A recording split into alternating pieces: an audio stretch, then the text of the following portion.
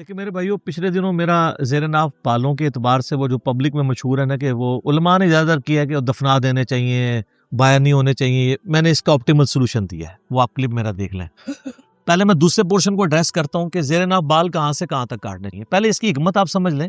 ये गैर ज़रूरी बाल जो साफ़ किए जाते हैं, ये वही बाल साफ़ किए जाते हैं जहाँ पर पसीना जमा होता है, क्योंकि पसीना जमा होने की वजह से वहाँ पे बदबू पैदा होती है। तो इस्लाम ने ये पाकी का निज़ाम रखा है। अब ये देखें, ये वाली जो जगह है बगलों के नीचे वाली, इसमें पसीना जमा होता है। ये बाल अगर आप रिमूव नहीं करेंगे तो आपको बदबू आएगी। अक्सर जो मुसलमान गैर मुस्लिम मुल्कों में जाते हैं वो कहते हैं जो काफिरों को बड़ी बो आमदी है जी। वो काफिरों से बू इसलिए आ रही होती है कि वो पाकी नहीं कर रहे होते। वो भी वो सारी चीजें करें, कलमा ना भी पढ़े, उसको रूहानी मसला हमारे लोग समझ रहे होते हैं जी। हालांकि खुद नमाज भी नहीं पढ़ते।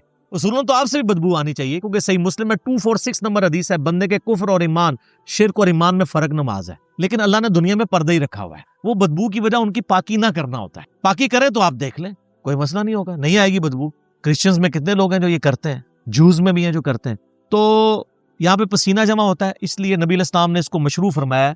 सही मुस्लिम में हदीस है, नबी इस्लाम ने ज़ेर-ए-नाफ़ बाल, बगलों के बाल और नाखूनों के लिए 40 दिन की मुद्दत मुकर्रर फरमाई है कि 40 दिन में एक दफा तो लाजमी करना है। वैसे तो हर हफ्ते में एक दफा करने चाहिए। मुस्लिम शरीफ में हदीस है, बुखारी मुस्लिम दोनों में हदीस है कि जुम्मे का गुस्ल हर मुसलमान पे, मर्दो औरत के ऊपर, मुस्लिम के ऊपर, उसमें मुस्लिम के अल्फाज है सर, बरेलवी देवबंदी नहीं है, अहले हदीस नहीं, शिया नहीं, ये वाजिब है। और इसकी एक्सप्लेनेशन सही मुस्लिम में कि हफ्ते में किसी एक दिन करें, जुम्मे का दिन हो तो ज्यादा बेहतर है, जिसमें अल्फाज है जिसमें वो अपने जिस्म की सफाई करे। सफाई में सिर्फ मैल उतारना नहीं है, ये गैर जरूरी बालों को भी सफाई कहा जाता है।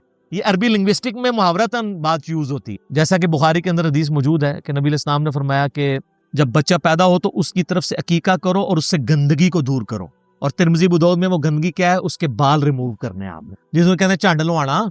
और वो फरमाया गया 7वें दिन अकीका करो, तिरमिज़ी अबू दाऊद में, उसका नाम रखो और उससे गंदगी दूर करो, उसकी तरफ से सदका और खैरात करो। तो ये इन जगहों पे पसीना जमा होता है। इसी तरीके से जो रान के जो जोड़ हैं वहां पे पसीना जमा होता है, जिसको आप यानी थाई कह लें। तो थाई पूरी के बाल रिमूव नहीं करने होते, सिर्फ उतने हिस्से के जो शर्मगाह के साथ टच कर रहा होता है। इसी तरीके से यानी बाल लोग बिल्कुल नाफ के ऐन नीचे से बाल साफ करना शुरू कर देते हैं। वो कहते हैं ज़ेरे नाफ है। वो ज़ेरे नाफ इसलिए कहा जाता है, वो नाफ के तो नीचे ही है ना, ऐन ज़ेरे नाफ लफ्ज नहीं है वो। तो उनकी ज़ाहिर है उनको कोऑर्डिनेट्स डिफाइन करने के लिए ज़ेरे नाफ कहा जाता है। वरना तो हम बगलों के नीचे जो कहते हैं बगले तो ये यहाँ तक तो नहीं रिमूव करने, वो यही वाले हैं। एंटी वेनम भी हो गया। तो ज़ेरे नाफ से मुराद है कि जितने हिस्से में यानी शर्मगाह टच करती है, चाहे वो रान वाला हिस्सा हो या ऊपर वाला।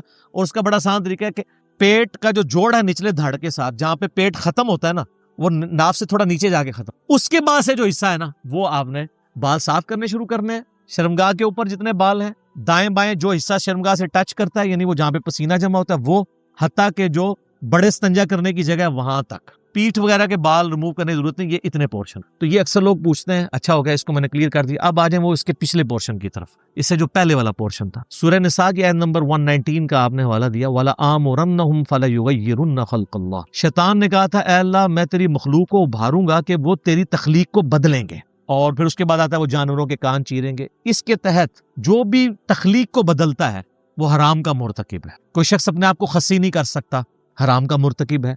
कोई औरत ऐसी एक्टिविटी परफॉर्म नहीं कर सकती वो मर्दों की तरह दिखे, हराम की मुर्तकिब होगी। बुखारी मुस्लिम की हदीस है, उन औरतों पर लानत जो मर्दों की मुशाबहत करें, उन मर्दों पर लानत जो औरतों की मुशाबहत। मर्द को अल्लाह ताला ने दाढ़ी दी है, अब दाढ़ी को मुड़ाना कुरान हकीम में सूरह निसा की आयत नंबर 119 के तहत औरतों की मुशाबहत भी है और तख्लीक को बदलना है, क्योंकि औरत की दाढ़ी नहीं उगी हुई, उल्टा उसकी उगा है तो उसने रिमूव करनी है ताकि मर्दों से मुशाबहत न बने।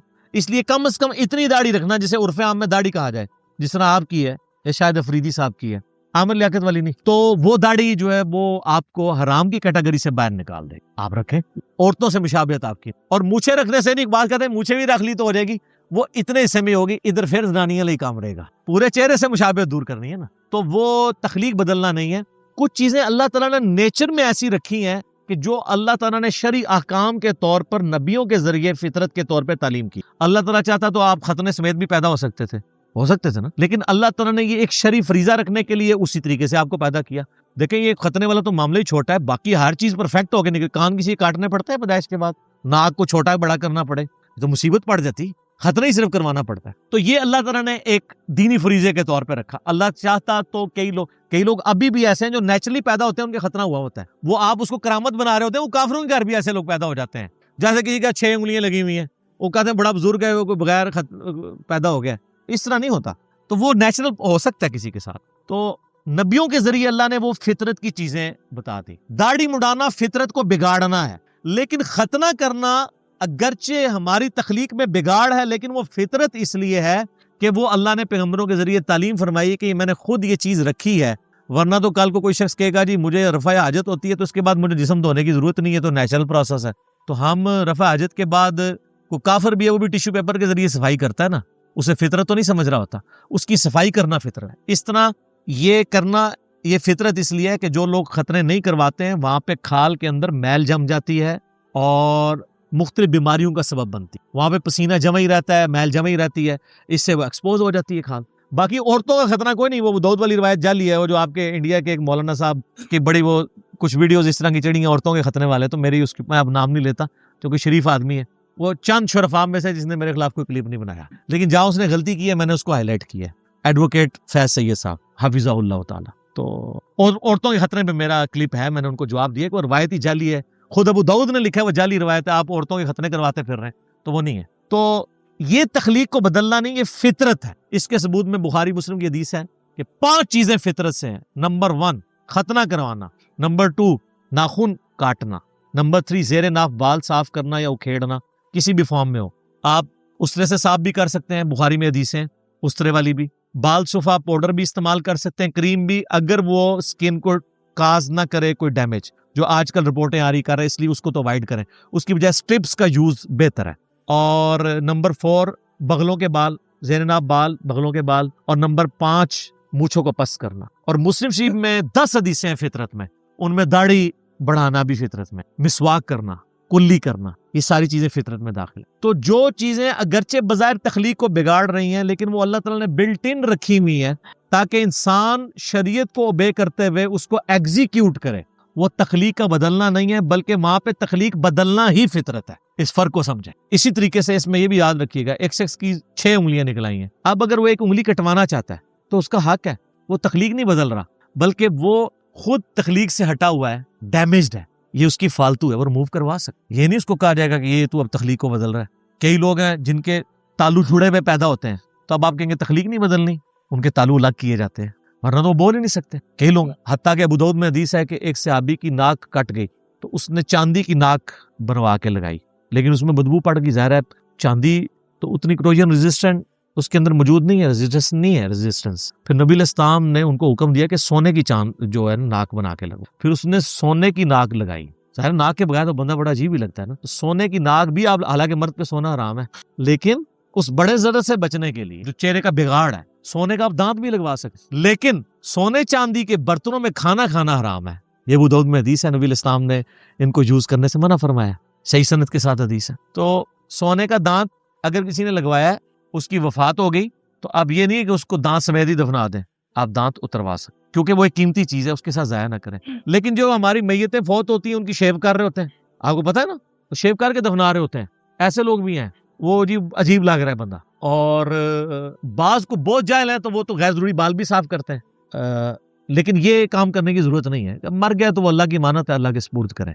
अलबत्ता उसके जिस्म पे जो कपड़े हैं, ये कोई कीमती चीज, कोई औरत है उसकी कान में बालियां हैं, वो आप निकाल लें, वो ज़ाहिर जिंदा बंदों की जरूरत है। कपड़े भी एहतियात से अगर उतर सकते हैं तो उतार लें, जिंदा बंदों की जरूरत है। और लोग वो डरते हैं, वो कपड़े पहनते हुए डर रहे होते हैं कहीं मारी ना जाए। इस तरह को मरता मेरे भाई। और मैं हैरान होता हूँ, ये सुपरस्टिशियस चीजें मुसलमानों के अंदर है। वो मुसलमान जो अल्लाह में बिलीव करने वाले हैं, जो पूरी दुनिया को कह रहे हैं कि जी जब मौत आई हो ना एक लम्हा आगे हो सकता है ना पीछे, यही कहते हैं ना। और खुद वो मैयत से डर रहे होते हैं।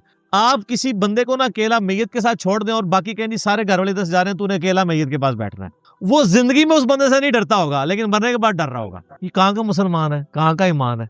उसने कोई जिंदा नहीं होना मेरे भाई, इस तरीके से कुछ भी नहीं होना। तो लोग यानी मुर्दे से डर रहे होते हैं। ये एक अलमिया है मुसलमान। मगरिब की अज़ानें शुरू हो जाती हैं, तो मिलते हैं अज़ान मगरिब के वक्फे के बाद।